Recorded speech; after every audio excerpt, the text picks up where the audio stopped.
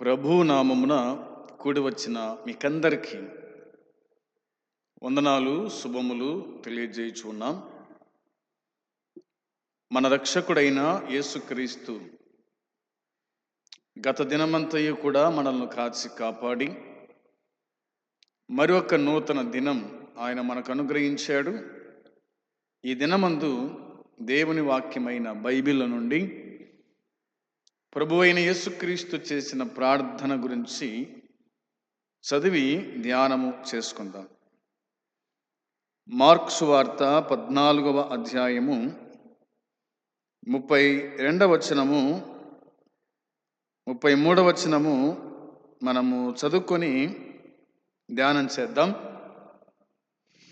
వారు గెత్సెమనే అనబడిన చోటునకు వచ్చినప్పుడు ఆయన, నేను ప్రార్థన చేసి వచ్చు వరకు మీరిక్కడ కూర్చుండుడని తన శిష్యులతో చెప్పి పేతురును, యాకోబును, యోహానును వెంటబెట్టుకొని పోయి మిగులా విభ్రాంతి నొందుటకును చింతాక్రాంతుడగుటకును ఆరంభించెను.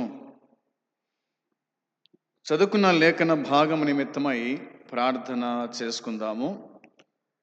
ప్రేమగల తండ్రి, పరిశుద్ధుడవైన దేవా, నీ పాదములకు వందనాలు, కృతజ్ఞతలు, స్తుతులు చెల్లించుచున్నాము. కనికర సంపన్నుడవు, కృప చూపే దేవుడవు, నీ దయ వల్ల మాత్రమే మేము బతుకున్నామని జ్ఞాపకం చేసుకుంటున్నాం. నిన్ను స్తుతిస్తూ ఉన్నాము తండ్రి, నీకు స్తోత్రం. దేవా, ఈ దినమందు ఈ సమయమందు నీ సన్నిధిలో ఉండే భాగ్యం ఇచ్చినందుకై స్తోత్రాలు. చదువుకున్న లేఖన భాగం దీవించి ఆశీర్వదించండి. చదవబోయే లేఖన భాగాలు దీవించి ఆశీర్వదించండి. మీరే మాతో మాట్లాడుతున్నామని, దీనదాసుని అల్పుని మరుగుపరిచి మీరు మాట్లాడమని యేసుక్రీస్తు పరిశుద్ధమైన నామంలో ప్రార్థించి అడిగి స్తుతించి వేడుకొనుచు ఉన్నాము తండ్రి, ఆమేన్. దేవుని వాక్యమైన బైబిల్ నుండి మనము మార్కు సువార్త 14వ అధ్యాయము 32, 33 వచనాలు చదువుకున్నాం. ఇదే మాటలే మత్తయి సువార్త 26, 36లోను, లూకా సువార్త 22, 40వ వచనములోను వ్రాయబడినాయి. ఇదే సందర్భము మత్తయి రాసినాడు, మార్కు రాశాడు, లూకా వ్రాసినాడు. ఇప్పుడు మనము మార్కు సువార్తలోని 32 నుంచి 42 వరకు కొంత ధ్యానం చేస్తూ వద్దాం.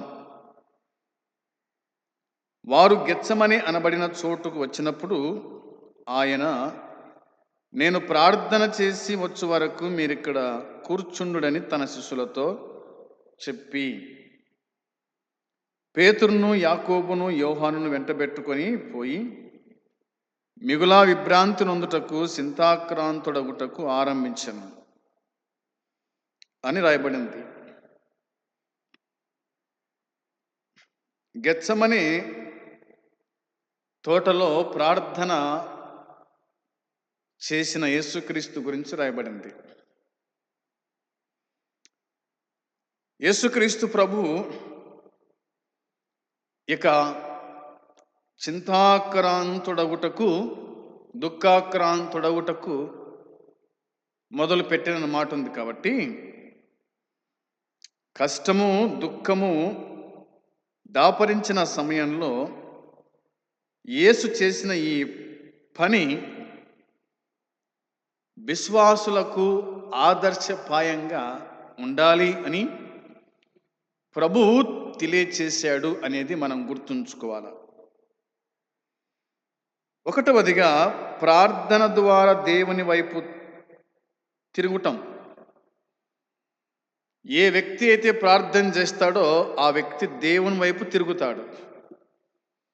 ప్రార్థన చేయని వాడు దేవుని వైపు తిరగలేడు, ప్రార్థన చేయలేడు.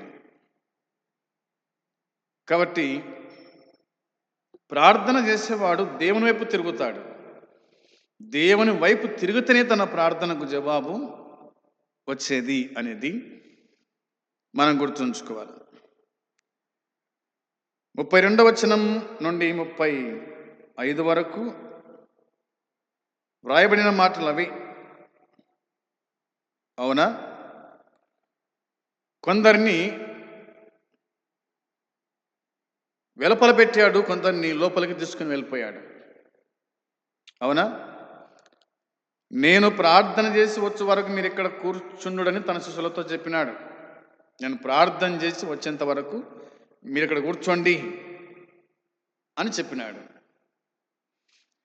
ఆ తర్వాత పేతురును, యాకోబును, యోహాను వెంట పెట్టుకొని పోయినాడు.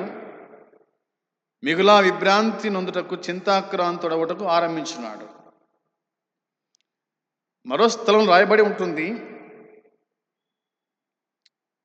ఇక్కడనే చూడండి 34-35 వచనాల్లో, అప్పుడు ఆయన నా ప్రాణము మరణమగునంతగా దుఃఖములో మునిగి ఉన్నది, మీరిక్కడ ఉండి మెలకువగా నుండుడని వారితో చెప్పాడు. కొంత దూరం సాగిపోయి నేల మీద పడి సాధ్యమైతే ఈ గడియ తన యొద్ద నుండి తొలగిపోవాలని ప్రార్థించుచు అనే మాట వ్రాయబడింది. మత్తయి సువార్తలో మీరు శోధనలో ప్రవేశింపకుండానట్లు మెలకువగా ఉండి ప్రార్థన చేయండి అని చెప్పినాడు. ఈ మార్కు సువార్తలో నా ప్రాణము మరణమగునంతగా దుఃఖములో మునిగి ఉంది, మీరిక్కడ ఉండి మెలకువగా ఉండండి అని చెప్పినాడు. మత్తయి సువార్తలేమో మీరు శోధనలో ప్రవేశింపకున్నట్లు మెలకువగా ఉండి ప్రార్థన చేయమని చెప్పినాడు. ఇక్కడనేమో మీరిక్కడ ఉండండి, మెలకువగా ఉండండి, నిద్రపోవద్దు అని చెప్పినట్టుగా దేవుని వాక్యం చెప్తుంది. 36వ వచనంలో చూడగా, నాయనా తండ్రి నీకు సమస్తము సాధ్యం, ఈ గిన్నె నా యొద్ద నుండి తొలగించుము, అయినను నా ఇష్ట ప్రకారము కాదు నీ చిత్త ప్రకారమే కానిమ్ము అని. మరలా ఆయన వచ్చి వారు నిద్రించుట చూచి, సీమోను నీవు నిద్రించుచున్నావా? ఒక్క గడి అయినను మేలుకొని ఉండలేవా? మీరు శోధనలో ప్రవేశింపకుండానట్లు మెలకువగా ఉండి ప్రార్థన చేయుడి. ఆత్మసిద్ధమే గాని శరీరము బలహీనమని పేతురుతో చెప్పి తిరిగిపోయి ఇంతకు ముందు పలికిన మాటలని పలుకుచూ ప్రార్థించను అనే మాట ఉంది. పేతురు నిద్రిస్తున్నావా అని ప్రభు అడిగినాడు. ఒక్క గడి అయిన నువ్వు మేలుకొని ప్రార్థించలేవా? అవునా? ఒక్క గడియ అయినా మేలుకొని ఉండలేవా అన్నాడు. ఒక్క గడి అయినా మేలుకొని ఉండలేవా? నిద్రిస్తున్నావా పేతురు? పేతురే కాదు, ఈనాడు మనం కూడా చాలా మందిని ఒక్క గడియ గుడక మేలుకొని ప్రార్థించలేకపోతా ఉన్నాం. ఒక్క గడియ అనగా 3 గంటలు, కనీసము 3 గంటల సేపైన ప్రభు సన్నిధిలో ఉండలేకపోతున్నాం, ప్రార్థించలేకపోతున్నాం, మేలుకోలేకపోతున్నాం. నిద్రభారం ఎక్కువైపోయింది, అలసట ఎక్కువైపోయింది. అందుకనే శోధనలు, కష్టాలు, ఇబ్బందులు మనకు ఎదురవుతున్నాయి అనేటువంటిది మనం గుర్తుంచుకోవాల్సిన సంగతి.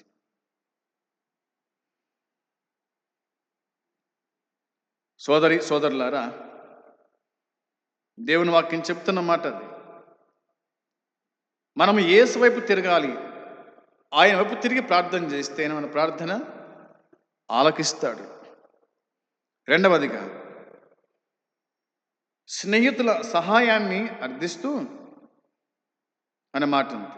అంటే మీరు ప్రార్థించలేరా, మీరు ప్రార్థన చేయండి అని వారికి చెప్పినట్టుగా, వారి సహాయాన్ని కోరినట్టుగా మనం ఇందులో చూస్తాం.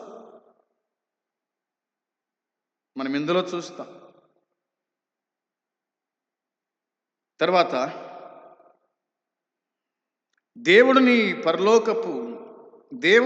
పరలోక తండ్రి అని, నీ పట్ల ఆయన శ్రద్ధ చూపిస్తాడని మనసును దిట్టపు చేసుకొని ప్రార్థించాలనేటువంటిది వాక్యం చెబుతున్న మాట. నాయనా తండ్రి, నీకు సమస్తము సాధ్యం అని ప్రార్థించాడు. 36వ వచనంలో ఆ మాట చూస్తా. నీకు సమస్తము సాధ్యం, ఈ గిన్నె నా యొద్ద నుండి తొలగించుము. నీకు సమస్తము సాధ్యం, ఈ గిన్నె నా యొద్ద నుండి తొలగించుము. అయినా నా ఇష్ట ప్రకారము కాదు, నీ చిత్త ప్రకారమే కానిమ్ము అనెను. ఆయన తొలగించగలడు, నెరవేర్చగలడు కూడా కాదు. సాధ్యమైతే అన్నాడు, కాదు. తాను శ్రమలు పొందడానికి, శిలువ శ్రమలు పొందడానికి ఆయన ఈ భూలోకానికి వచ్చినాడు. ప్రజలందరి నిమిత్తమై తన ప్రాణం పెట్టడానికి ఆయన ఈ భూలోకానికి వచ్చినాడు. అయినా ఇలాగా ప్రభు ప్రార్థన చేశాడు. ఇది మనకు సాదృశ్యం. అయినా నా ఇష్ట ప్రకారం కాదు, నీ చిత్త ప్రకారమే కానిమ్ము అన్నాడు. తండ్రి చిత్తాన్ని నెరవేర్చడానికి వచ్చిన కుమారుడు తండ్రి మాటకు లోబడతాడు, తండ్రి మాట వింటాడు, తండ్రి ఏది చెప్తాడో దాన్ని చేస్తాడు అనేది మనకు అర్థమవుతూ ఉంది. ఇక 4వదిగా చూస్తే, దేవుణ్ణి నమ్ముకొని ఆయన చిత్తానుసారంగా ప్రవర్తించు అనే మాట ఉంది. ఆయన చిత్తానుసారంగా ప్రవర్తించు వారమై ఉండాలి. ఆయన చిత్తానికి మనము లోబడేవారుగా ఉండాలి అనేది దేవుని వాక్యం స్పష్టం చేస్తుంది. 40వ వచనంలో, ఆయన తిరిగి వచ్చి చూడగా వారు నిద్రించుచుండిరి, ఏలయనగా వారి కనులు భారంగా ఉండెను. ఆయనకేమి ఉత్తరమియవలనో వారికి తోసలేదు. ఆయన 3వసారి వచ్చి, మీరు ఇంక నిద్రపోయి అలసట తీర్చుకొనుడి, ఇక చాలును, గడియ వచ్చినది. ఇదిగో మనుష్య కుమారుడు పాపుల చేతికి అప్పగింపబడుచున్నాడు, లేండి వెళ్దాం, ఇదిగో నన్ను అప్పగించువాడు సమీపించుచున్నాడని చెప్పాను అన్నమాట ఉంది. యేసుక్రీస్తు ప్రభు వచ్చి చూడగా వారు నిద్రిస్తూ ఉన్నారు. ఆయన వెళ్ళి ప్రార్థించి మళ్ళీ వచ్చిన తర్వాత వాళ్ళు నిద్రపోతున్నారు. ఎందుకంటే వారి కనులు భారంగా ఉండెను, ఆయనకేమి ఉత్తరం ఇవ్వాలో వాళ్ళకి తెలియదు, తోచలేదన్నమాట. అందుకనే ప్రభు అన్నాడు, లేండి వెళ్దాం, లేండి వెళ్దాం. మనుష్య కుమారుడు పాపుల చేతికి అప్పగించబడుతున్నాడు, నన్ను అప్పగించువాడు సమీపిస్తున్నాడు, దగ్గరకు వచ్చాడు, లేండి పోదాం అని ఆయన చెప్పినటువంటి మాట మనము ఇందులో చదువుకుంటూ ఉన్నాం. ప్రియమైన సోదరి సోదరులారా, ఆయన ప్రార్థన చేయటానికి గెత్సెమని అనబడినటువంటి చోటుకు వచ్చినట్టుగా మనం చూస్తాం. ప్రార్థన, శోధనలో ప్రవేశింపకుండా ప్రార్థన, కష్టాల్లో ప్రవేశింపకుండా ప్రార్థన. అవునా? మనము దేవుని సమీపించాల, దేవుని పాదాల చెంత పడి ప్రార్థించు వారమై ఉండాలి. మనకు సమస్తము ఆయనే, మనకు దిక్కు ఆయనే, మనకు ఆరోగ్యమిచ్చువాడు, శోధన నుంచి తప్పించువాడు, తన రాజ్యం చేర్చుకునేవాడు ఆయన. కాబట్టి ఆయన సన్నిధిలో ప్రార్థన చేయాలా అనేది దేవుని వాక్యం చెప్తుంది. ఆ విధంగా మనం ప్రభు సన్నిధిలో ప్రార్థన చేస్తూ ప్రభువును సమీపిద్దాం, ప్రభు పాదాలు చింతపడదాం, ఆయన బతిమాలు కొందాం. మన కోసమై, మన కుటుంబం కోసమై, నశించిపోతున్న ఆత్మ నిమిత్తమై భారం కలిగి ప్రార్థన చేద్దాం. అట్టి కృప దేవుడు మనకు సమృద్ధిగా అనుగ్రహించునుగాక. ఆమేన్. పరమ తండ్రి, మీ వందనాలు, స్తోత్రం చెల్లించుకుంటున్నాం.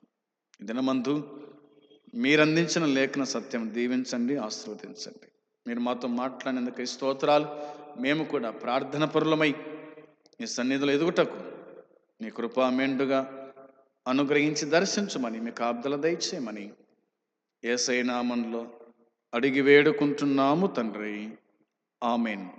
పరలోకమందున తండ్రి ప్రేమ, మన ప్రభు అయిన యేసుక్రీస్తు కృప, పరిశుద్ధాత్మ సన్నిధి సహవాసం కూడి వచ్చిన మనకు సకల పరిశుద్ధులకు ఇప్పుడు ఎల్లప్పుడు సదాకాలము తోడై ఉండునుగాక. ఆమేన్. మంచిది. అందరికి వందనాలు.